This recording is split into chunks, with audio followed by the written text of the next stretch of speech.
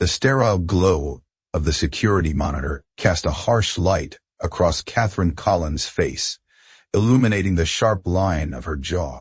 It was 1:17 a.m., and the figure on screen, moving with an almost spectral quietness through the deserted corridors of Nexus Technologies, was undeniably Jack Miller, the night janitor. But he wasn't pushing a mop bucket.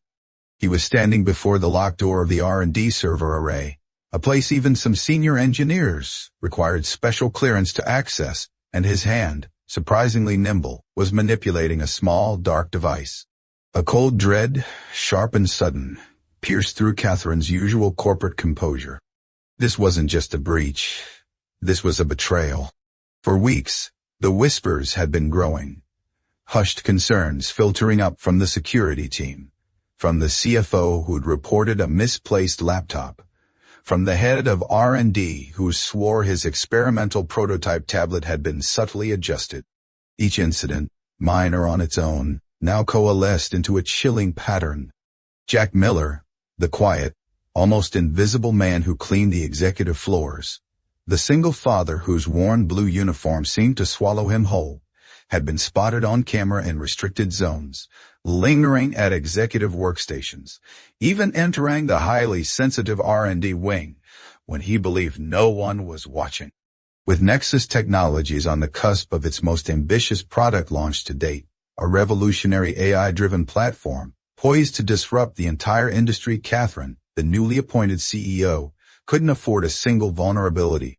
Tonight, she would not just watch. She would act. Jack Miller, at 42, moved through the gleaming, empty halls of Nexus with a practiced, almost meditative efficiency. His hands, though calloused from years of manual labor, were surprisingly precise as he wiped down surfaces, his eyes, usually downcast, missing nothing. 4 years as a night janitor here had etched the building's rhythms into his bones, which executives burned the midnight oil, which developers left a chaotic trail of empty coffee cups, which security cameras had blind spots. His uniform, a faded blue testament to countless washes, hung a little loose on his frame, hinting at a past athleticism now replaced by the lean, wiry strength born of endless shifts and the relentless stretch of every dollar. Every penny, every hour, was for Emma, his 8-year-old daughter, whose bright, inquisitive eyes were the only light that truly mattered in his world. To the cleaning staff, Jack was a quiet anchor. He volunteered for the worst shifts without complaint, covered for sick colleagues, and somehow remembered everyone's birthdays with simple, heartfelt handwritten notes tucked into their lockers. But to the corporate hierarchy, he was a ghost, a nameless, interchangeable cog in the machinery that maintained their pristine, high-tech environment. Catherine Collins, 35, embodied everything Jack was not in the corporate world. With piercing green eyes that seemed to miss nothing and a mind sharper than any algorithm, she had rocketed through the ranks at Nexus. Her ascent was a testament to brilliant market strategies, ruthless efficiency, and an almost pathological drive to succeed. A single mother to 10-year-old Nathan, she understood sacrifice, but her Harvard MBA, an impeccably tailored executive wardrobe, created a chasm between her world and Jack's. Her bitter divorce from a cheating husband had taught her to build walls, to trust spreadsheets more than people, and to view every interaction through the lens of potential threat or opportunity. Appointed CEO 6 months ago, she ruled Nexus with intimidating competence and a guarded suspicion that bordered on paranoia, especially with the impending launch. Neither realized how completely their carefully constructed worlds were about to collide, nor how utterly dependent one would become on the other. Catherine's initial alarm bells had rung subtly, a discordant note in the carefully orchestrated symphony of corporate security. It began with a casual remark from the new CFO about finding his desk chair slightly askew, his keyboard subtly repositioned. An instinct honed by years of navigating corporate espionage and competitive intelligence nudged Catherine to request a month's worth of security footage from that executive floor. The patterns emerged slowly, then starkly. Jack Miller, always after his shift, always in the dead of night, accessing areas far beyond his janitorial clearance, lingering at terminals, sometimes for minutes, sometimes longer. And the most damning, on 3 separate occasions, the grainy footage showed him inserting what appeared to be a USB drive into executive computers, then slipping it into his pocket before leaving the server room. "This is the 3rd time this week," she murmured to herself, squinting at the timestamp on the screen. 11:43 p.m., well after Jack's shift officially ended. He emerged 40 minutes later, the small dark object disappearing into his pocket. The next morning, Catherine called in Marcus Reynolds, her head of security, a burly ex-military man who prided himself on his impenetrable systems. "What do we know about this janitor?" she asked, sliding Jack's employee file across her polished desk. The file was disturbingly thin. By Jack Miller, 42Q. Previous employment. Various. No college listed. Single father. Emergency contact, Mrs. Elaine Miller, his mother. Perfect attendance record. Minimum wage plus standard benefits. "Hey, Dan." Marcus shrugged, his beefy shoulders barely moving. "Miller. Quiet guy. Reliable. Been here about 4 years. No complaints. Moo. And that's it." Catherine's voice took on the razor edge that made even the most seasoned executives flinch. "The man with access to our entire building at night, and that's all we know." Her gaze hardened. "This is the 3rd time we've observed him accessing restricted areas, Marcus. With our new platform launch in 3 weeks, if any of that proprietary technology leaks, it could cost us hundreds of millions. Do you want me to terminate him? We could do it quietly." "Why?" Catherine leaned back, her mind racing. Something didn't add up. Jack had been at Nexus for years. If he was an industrial spy, why start now? And why be so brazen, so consistently visible on camera? It felt amateurish for someone allegedly stealing high-value data. Not yet, she decided, a new strategy forming. I want to know what he's doing first, who he's working for, and I want to see it with my own eyes. Well, that afternoon, a subtle unease settled over Catherine as she watched Jack polishing the glass walls of the main conference room. Inside, her executive team debated quarterly projections, confidential figures flashing across a massive display. Jack's reflection, momentarily caught in the glass, seemed to pause, his eyes lingering on the numbers before he moved on. Had he been reading them? Was he memorizing them? The thought gnawed at her. Friday arrived and Catherine canceled her dinner plans. She changed into casual clothes she kept in her office for gym emergencies, dark jeans, a simple black top, and sneakers. At 10 p.m., when Jack's shift officially ended, she watched him from the shadows of the executive parking garage. He moved with the same quiet efficiency, slid into his battered Honda Civic, and pulled out. Catherine waited a full minute, then followed, maintaining a careful distance, 3 cars between them. Her heart hammered against her ribs. Was this it? Was she about to catch him meeting a contact, selling Nexus intellectual property to a rival? The Civic headed away from the affluent, manicured neighborhoods surrounding Nexus, deeper into the city, through progressively working-class areas where the streetlights flickered and the buildings sagged with age. After 20 minutes, Jack parked outside a rundown community center, its faded sign barely legible. He retrieved a worn backpack from his trunk and walked inside. Catherine waited 5 agonizing minutes, her suspicion warring with a strange growing curiosity. Then, she slipped out of her car and followed. Through a grimy window, she could see Jack setting up laptops in what appeared to be a makeshift classroom. Children, mostly teenagers but some younger, began filing in, their faces a tapestry of diverse backgrounds, their clothes visibly secondhand. Jack greeted each by name, a warmth in his voice she'd never heard, helping them settle at the workstations. Confused, Catherine slipped inside, lingering in the hallway, unseen. She heard Jack's voice then, warm and authoritative in a way that was utterly alien to the silent janitor she knew. Remember what we discussed about algorithm efficiency? Today, we're putting that into practice. Let's build something that actually helps people. No. Catherine peered around the doorframe. Jack stood before a whiteboard, diagramming what appeared to be a complex software flowchart. The teenagers watched with rapt attention as his confident hands, the very hands that hours earlier had been emptying trash bins at Nexus, mapped connections between modules. Me? Rachel. Miller? A girl with bright, intelligent eyes raised her hand. Could we use this same approach for the community resource database? Excellent question, Lucia, Jack replied, a genuine smile transforming his face. That's exactly the kind of application I had in mind. Catherine watched, dumbfounded, as Jack led the class through what she recognized as advanced systems architecture, college-level material at minimum. These children, many wearing worn clothes, typed furiously as Jack moved between stations, offering guidance with patient, profound expertise. The air buzzed with intellectual energy, a stark contrast to the often stifled atmosphere of Nexus R&D labs. After class, she followed Jack to another room, where even younger children waited, their faces alight with anticipation. From her hiding spot, Catherine watched as he distributed refurbished laptops to wide-eyed recipients. These are yours to keep, she heard him explain to a boy no older than 10. I've installed educational software and basic programming tools. The password is your birthday, just like we practiced. The boy hugged the laptop to his chest like a treasure beyond price.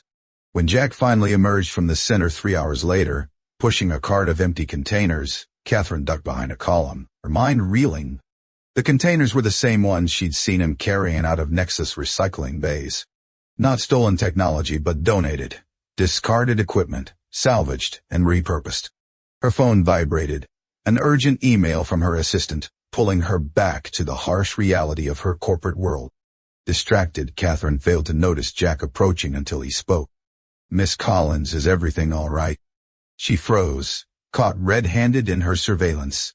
Jack stood a respectful distance away, confusion evident on his tired face.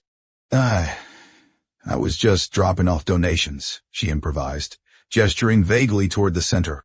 Jack's expression remained neutral, but his eyes, surprisingly sharp and intelligent, reflected a quiet disbelief. The center always appreciates support, he said carefully. Especially from someone like yourself. Someone with influence, he hesitated, a subtle challenge in his tone. If you're interested in the program, I'd be happy to show you around properly next time. We teach coding, digital literacy, resume building, basic skills that might help these kids break cycles of poverty. Sure. And you're qualified to teach these things because... The question came out more accusatory than intended, a reflex born of her ingrained suspicion. Something subtle, a flicker of pain or perhaps resignation, shuddered in Jack's expression. Good night, Miss Collins. He walked to his car without looking back, leaving Catherine with more questions than when she'd arrived, and a profound sense of shame. The next morning, Catherine instructed her assistant to compile everything available on Jack Miller, not just the corporate file. By afternoon, she had her answer. An answer that made her sink into her chair, in utter disbelief. Jack Miller wasn't just qualified to teach programming. According to archived articles, academic papers, and patent filings, he had once been the Jonathan Jack Miller, a senior systems architect at Empirical Software, a name that resonated with a quiet power in the tech world. More startling, he'd been part of the original development team for the core technology that Nexus had later acquired and built its flagship products upon. The very foundation of her company's success. This can't be right, Catherine muttered, scanning old employment records, industry reports, and even a few newspaper clippings. Jonathan Miller had held a prestigious position, a rising star in the industry, then abruptly disappeared 5 years ago. Further digging revealed the reason. A wrongful termination lawsuit Jack had filed against Empirical's then CEO, William Harrington. The suit claimed Jack had been fired after blowing the whistle on unsafe shortcuts in critical medical software, design flaws that could have endangered patients' lives. Though Jack had eventually won a modest settlement, Harrington, a powerful figure in the industry, had ruthlessly blacklisted him, ensuring no major tech company would touch him. Shortly after, a deeper tragedy struck. Jack's wife, Sarah, lost her long battle with cancer. leaving him alone to raise their daughter, Emma, amidst the ruins of his career and his life. Catherine sat back, processing this information against the image of the man who silently cleaned her office each night. The janitor with downcast eyes, the one she'd suspected of industrial espionage, had once been a brilliant, principled architect, a pioneer in her own field, until his ethics cost him everything. He wasn't stealing from Nexus. He was salvaging its discards to uplift a community, quietly, anonymously, putting his extraordinary mind to a different kind of service. The irony was a bitter pill to swallow. That night, Catherine returned to the community center, this time walking directly to the administrative office. The director, an older woman named Diane, greeted her with surprise when Catherine introduced herself as Nexus CEO. "Jack never mentioned knowing someone from Nexus," Diane remarked, her brow furrowed. "We're not exactly acquainted," Catherine admitted, a flush rising on her cheeks. "I'm curious about your program here. I saw some of the work last night." Diane's pride was evident as she explained. "We serve predominantly immigrant and low-income families. Many parents work multiple jobs, leaving children unsupervised. Our center provides a safe space, meals, and crucially, education." She hesitated, her expression softening. "Jack's program has been transformative. Before him, we could barely offer basic computer access. Now we have coding classes, digital literacy, even internship preparation. And Jack provides this for free." "And why didn't he volunteers all his time?" Catherine asked, the question barely a whisper. Diane nodded. "Every evening after his day job. The equipment comes from donations he somehow finds. Refurbished laptops, monitors, cables. He cleans them, repairs them, installs the software himself. We've seen children who couldn't turn on a computer now building websites for local businesses, designing apps for community needs." Catherine followed Diane to a small classroom where Jack sat with an elderly woman, patiently showing her how to use video calling software. "She hasn't seen her grandchildren in Venezuela for 8 years, Diane explained quietly. "Jack set up the connection and taught her how to use IT. Now she connects with them every week." As they toured the facility, Catherine noticed the makeshift nature of everything. Outdated equipment, furniture held together with duct tape, a leaking ceiling with strategically placed buckets. Yet somehow, the space radiated purpose, hope, and an undeniable energy. "Our biggest challenge is space and equipment," Diane confided. "We have a waiting list of 60 children. Jack does miracles with what he finds. But what if someone wanted to help on a larger scale?" Diane's eyes widened, a flicker of desperate hope in them. "That would be extraordinary, Miss Collins. Truly extraordinary." The next day, Catherine authorized an anonymous corporate donation to the West Side Center. It was enough for building repairs, new state-of-the-art equipment, and expanded programming space, including a dedicated server room and a modern classroom. When Jack arrived that evening to find new computers being installed and workers patching the leaky roof, Diane simply said they'd received unexpected blessing. Jack's quiet gaze, though, seemed to linger on Catherine's retreating form as she made her own inconspicuous exit. Over the following weeks, Catherine found herself inventing reasons to work late, observing Jack from a distance. Once aware of his background, she noticed the incongruities everywhere. How he methodically organized server cables that most janitors would jumble together. How his eyes lingered on lines of code displayed on developer screens, a subtle flicker of recognition or analysis in their depths. The careful, almost reverent way he handled electronic equipment that others might treat as trash. When developers carelessly left prototype tablets unattended, Jack didn't steal them. He adjusted their position to prevent overheating. When confidential documents were left out, he didn't photograph them. He placed them securely in locked drawers. The man she'd suspected of corporate espionage was, in fact, providing unpaid, highly skilled security oversight. Catherine was still processing these revelations, This profound reevaluation of her own judgment. When crisis struck Nexus, 3 days before their major product launch, the development team discovered a critical systemic flaw in their flagship software, a memory leak in the core integration layer that threatened to cause catastrophic failures under load. It was a flaw that threatened to delay release by months, potentially costing Nexus hundreds of millions in lost revenue and stock devaluation. The executive floor became a war zone of blame and panic, a cacophony of raised voices and desperate, inadequate solutions. Catherine, usually the calmest in a storm, felt the pressure closing in. She ordered an emergency meeting of all senior technical staff. Solutions proposed were either too time-consuming, risked introducing new problems, or required a complete architectural overhaul that was impossible in the time frame. As the meeting descended into finger-pointing and thinly veiled accusations, Catherine noticed Jack quietly cleaning the adjacent conference room, his reflection in the glass showing an expression of concerned, almost knowing, concentration. On impulse, a desperate gamble born of her newfound understanding, Catherine stepped out of the meeting. "Jack, could I speak with you a moment?" He followed her to a quiet corner, maintaining a respectful distance, his face unreadable. "You were part of the original empirical team that developed our core framework," she stated without preamble, her voice low. Jack's expression revealed nothing. "You've been researching me." It wasn't a question, but a quiet acknowledgement. "Yes." Catherine met his gaze directly, her own vulnerability showing for the first time in months.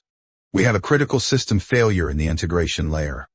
Given your background, I wonder if you might have insights." "Can."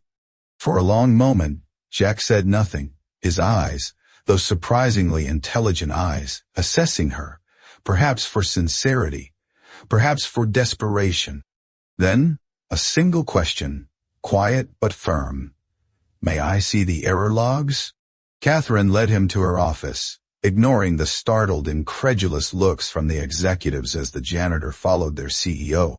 She pulled up the diagnostic reports on her screen.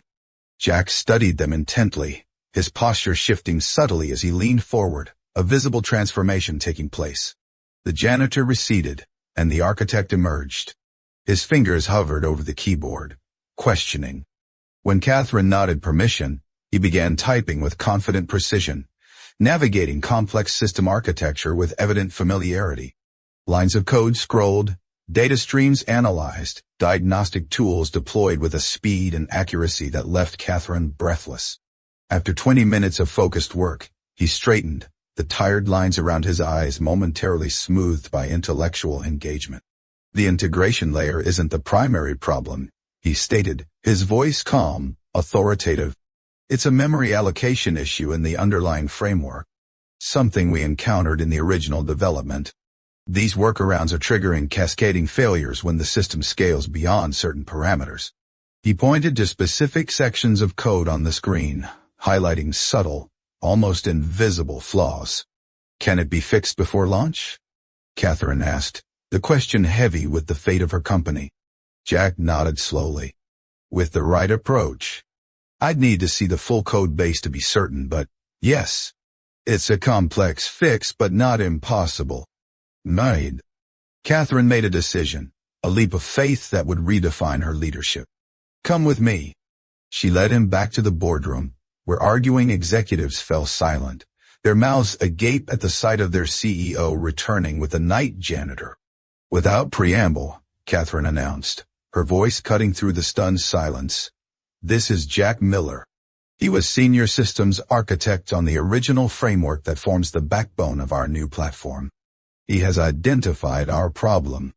For the next 48 hours, he'll be consulting with our development team." Nidar. The CTO, Thomas, a man whose arrogance was matched only by his insecurity, scoffed. "The janitor?" The word hung in the air, dripping with contempt. Catherine fixed him with a level stare that brooked no argument. Miller was implementing advanced systems architecture while you were still learning basic syntax. I suggest you listen carefully to what he has to say. The CTO, chastened, swallowed his retort. 46 hours later, Nexus launched its product on schedule. The critical flaw had been not only fixed, but improved upon with Jack's solution, creating unexpected efficiencies that enhanced overall performance. The stock price jumped 12% by closing bell, a staggering recovery. In the aftermath, Catherine called an all-hands meeting. The entire company, from executives in their crisp suits to maintenance staff in their uniforms, gathered in the main atrium. Jack stood uncertainly at the back, still in his janitor's uniform, his gaze fixed on the floor. Nexus faced potential disaster this week, Catherine began, her voice resonating with uncharacteristic emotion. Our success today isn't just about avoiding failure. It's about recognizing value where we failed to see it. She gestured for Jack to join her on the platform. After a moment's hesitation, he complied, discomfort evident in his rigid posture. Many of you know Jack as the man who keeps our facilities running, Catherine continued, her voice gaining strength. What you don't know is that Jack Miller was once at the forefront of the technology that made Nexus possible. He was a brilliant architect, a visionary whose ethical stand against corporate shortcuts cost him his entire career. She proceeded to outline Jack's contributions to the industry and the ethical integrity that had led to his blacklisting. While we've been stepping over him to reach our offices, we've been ignorant of the expertise literally cleaning up after us. Catherine turned to face Jack directly, her gaze unwavering. On behalf of Nexus, I offer both apology and opportunity. We would be honored to have you rejoin the technical leadership team, effective immediately. Nah. Murmurs rippled through the crowd. Jack's expression remained carefully neutral, though something flickered in his eyes, a flash of surprise perhaps, or a deep-seated weariness. That's very generous, Miss Collins, he replied, his voice steady, carrying clearly across the silent atrium. But I'm afraid I must decline. Catherine hadn't anticipated refusal. Before she could respond, Jack continued, his voice gaining confidence as he spoke, no longer the quiet janitor but a man speaking from profound conviction. 5 years ago, I made a choice between professional advancement and ethical responsibility. That choice cost me my career, but preserved something more valuable, my integrity. In losing that world, I found another. The children and families I work with at the Westside Center need advocates and mentors, more than this company needs another systems architect. Fine. Catherine recovered quickly, her strategic mind already pivoting. Then I propose an alternative. Nexus will establish a technology access initiative with the Westside Center as our flagship partner. We'll provide equipment, curriculum development, and internship pathways. Most importantly, we need a director of community technology outreach to lead this initiative. She extended her hand, a genuine smile replacing her earlier corporate formality. The position is yours, if you want it. The atrium erupted in applause. Something remarkable happened to Jack's face then. A genuine, unburdened smile transformed his features, erasing years of careful guardedness, revealing the man he once was, and now could be again. This, he said, taking her hand, his grip firm, is an offer I'd be honored to accept. The transformation began immediately. Jack continued his evening classes at Westside, now with Nexus full corporate backing. Catherine visited regularly, initially to monitor the investment, then increasingly because she found herself drawn to the center's vibrant energy and profound purpose. On one such evening, she arrived to find Jack teaching a group of children, including her own son, Nathan, and Jack's daughter, Emma. Catherine hadn't planned this intersection of their personal lives, but watching Nathan engaged in learning, his eyes alight with the same passion she'd once felt for technology before executive pressures dulled it, Catherine felt something rigid within herself begin to soften. Jack approached as class ended, his demeanor more relaxed in this environment than at Nexus. Nathan has a real aptitude for spatial reasoning, he offered, a note of genuine admiration in his voice. He solved a three-dimensional modeling challenge most adults struggle with. He hasn't shown much interest in my work before, Catherine admitted, watching her son helping younger children pack up their materials. Perhaps because corporate software lacks dinosaurs and spaceships, Jack suggested with unexpected humor. Catherine found herself laughing, a genuine unforced sound that surprised them both. Fair point. As weeks passed, the initiative expanded. Nexus employees began volunteering their expertise, drawn by the palpable sense of purpose. Former center students, now equipped with new skills, returned as mentors, guiding the next generation. Jack's quiet leadership style, so different from Catherine's directive, results-driven approach, proved remarkably effective at building community engagement. What began as professional respect between CEO and janitor-turned-director evolved into something more complex, more personal. They were both single parents, wounded by loss and past betrayals, both driven by principles hidden beneath protective shells. In Jack's dedicated care for others, Catherine recognized a strength different from her own, but equally profound. In her determined efficiency, Jack found a complementary purpose to his patient nurturing. The breaking point in their professional relationship, the moment it solidified into something deeper, came during budget reviews, when Catherine defended the initiative against board members questioning its return on investment. The Technology Access Initiative isn't charity, she stated firmly, her voice echoing with newfound conviction. It's strategic investment in future talent and community goodwill. Our quarterly engagement metrics show a 32% improvement in brand perception. More importantly, we've already identified 17 exceptional students for our internship pipeline, students we would have otherwise never found. The CFO, a man of numbers, acknowledged, amendable. But the resources allocated seemed disproportionate to immediate returns. Jack Miller created our core architecture, Catherine responded sharply, her green eyes flashing. Then we relegated him to cleaning floors, because the industry blacklisted him for ethical conduct. How many brilliant minds are we missing because they lack opportunity, not ability? This initiative corrects institutional blindness while building competitive advantage. It's the smart play, gentlemen. After securing continued funding, Catherine found Jack waiting outside the boardroom. You didn't have to fight so hard for us, he said quietly, a rare note of gratitude in his voice. Yes, I did. Their eyes held for a moment longer than professionally necessary, a silent acknowledgement of a shared journey. That weekend, their children's play date became dinner at Catherine's home, then lingered into evening conversation after the children fell asleep watching movies. Somewhere between discussing curriculum development and sharing stories of single parenthood, personal barriers began dissolving. Why did you follow me that night? Jack finally asked, breaking a comfortable silence. You could have just fired me for unauthorized computer use. Most CEOs would have. Gee. Catherine considered her answer carefully. Something didn't fit. The careful way you were. The respect you showed the equipment. I needed to understand before judging. A rare quality, Jack observed, a wry smile touching his lips. Most people find judgment more convenient than understanding. I've been on the receiving end of convenient judgments too often to trust them, she admitted, thinking of her own career, her divorce. Their conversation continued past midnight, two guarded individuals cautiously recognizing a reflection in each other, a shared understanding of navigating a complex world with principles intact. 6 months after Jack's appointment, the Westside Center hosted a formal opening of its expanded facilities. The Jack Miller Technology Lab plaque had been Catherine's surprise, overriding his protests about recognition.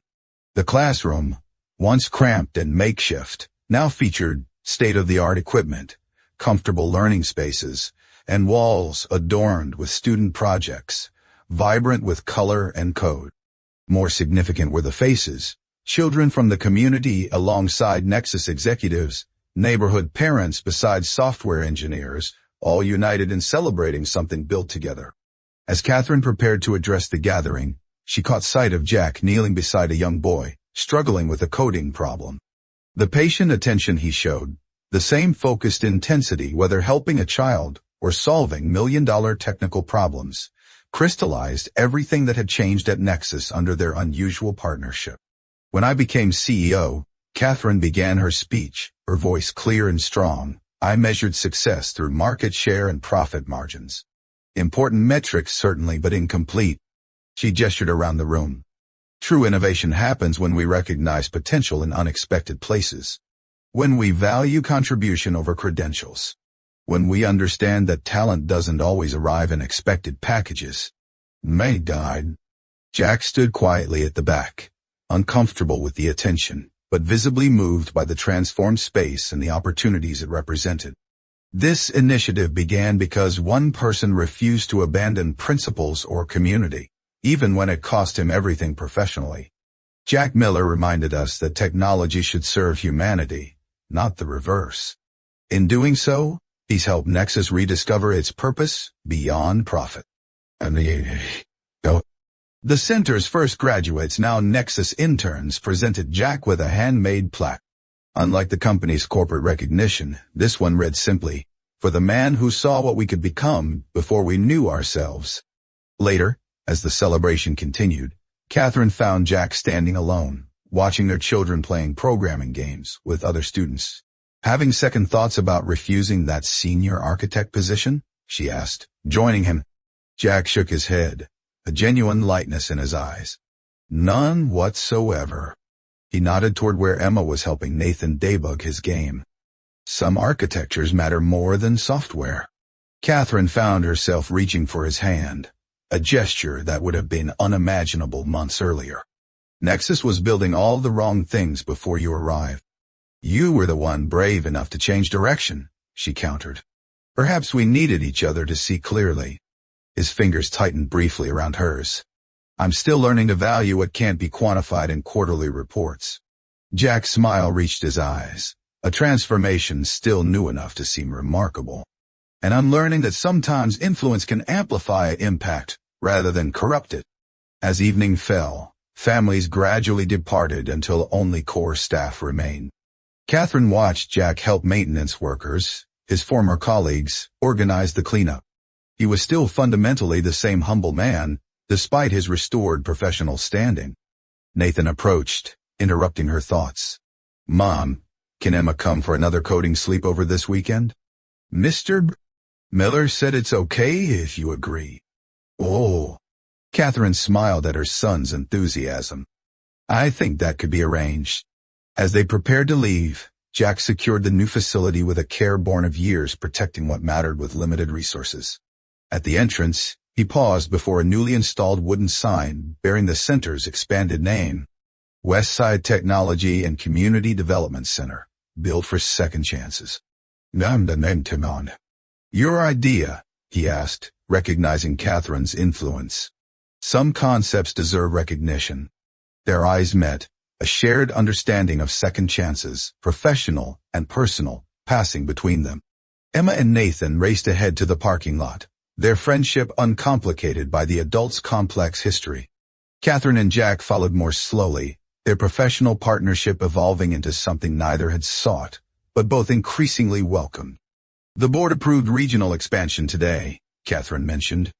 5 new centers within 2 years. We'll need someone overseeing the broader initiative. Someone who understands both the technology and the human element. She glanced at him, a silent question in her gaze. Jack considered this ambitious vision. "Necessary," he concluded. Catherine's smile deepened. "Technology access remains the greatest predictor of economic mobility. What you built here deserves multiplication." Now, they reached their cars, parked side by side, her luxury sedan and his practical Honda, containing children already planning their weekend project. "I'll consider it," Jack promised. "If you'll consider something in return. Joining us for the Wilderness STEM camping trip next month. The children learn environmental monitoring technology. Parents learn to survive without email for 48 hours. Neoterrel." Catherine laughed, the unguarded sound still new between them. "Terrifying." "Growth requires discomfort," Jack reminded her, echoing her own words from a recent strategy meeting. As they prepared to drive their separate ways for now, Catherine reflected on how completely her understanding had been transformed. 6 months ago, she followed a janitor suspecting corporate espionage. Tonight, she was following his lead into a community impact she'd never imagined for her company or for herself. "Catherine," Jack called as she opened her car door. When she turned, his expression held the quiet certainty that had first drawn her attention. "Some of the parents are organizing a community dinner next weekend. Nothing formal. You and Nathan would be welcome." Yeesh. The invitation hung between them, professional collaboration gently edging toward personal connection. "We'd like that," she answered simply, as they drove away in opposite directions, her to the executive neighborhood, him to his modest apartment. Catherine caught a final glimpse of the center in her rearview mirror. The building stood transformed, just like the company, just like their understanding of value and purpose. What began with suspicion had become partnership. What started as a corporate initiative was becoming a community. And something that had begun in as professional respect was becoming. Catherine smiled to herself, comfortable with leaving that particular development unfinished for now. Some architectures needed time to reveal their full design. Behind her, the center's new sign caught the last light of day, built for second chances. For a company, for a community, for two people who had forgotten how to trust, until cleaning floors and running corporations proved unexpectedly compatible paths to remembering. The story wasn't finished. In many ways, it was just beginning.